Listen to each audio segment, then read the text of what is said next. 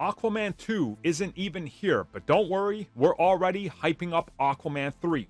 And James Wan says that Aquaman 2 perfectly sets up the upcoming third entry in the Aquaman trilogy.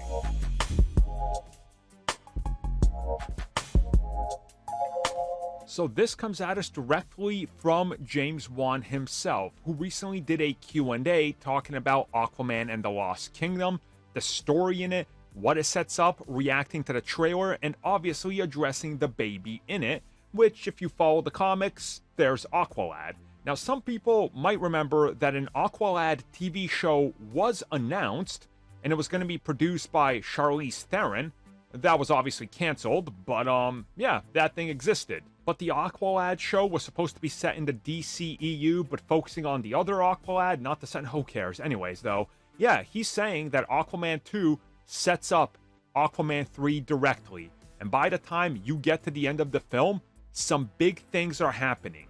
Some things that are so big that it makes Aquaman 3 a must-make film and something that he cannot wait to get working on.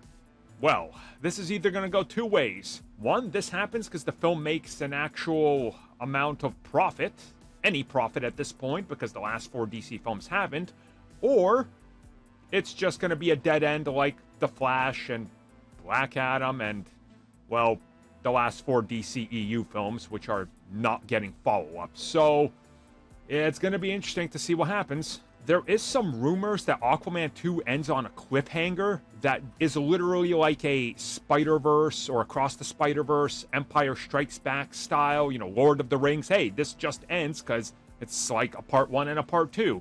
If that's the case and they don't follow it up, that's going to be a rough one. But maybe some of these reshoots that they recently did maybe bookends it, and who knows. It'll be interesting to see how they approach this. I honestly am a giant Aquaman fan when it comes to comics and everything else.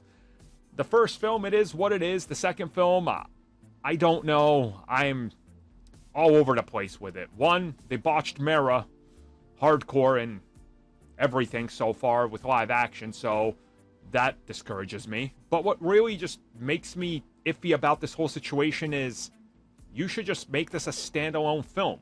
Like, the writing's kind of on the wall for the DCEU, right? It's kind of been explicitly stated that, yeah, we're keeping Jason, but I don't know.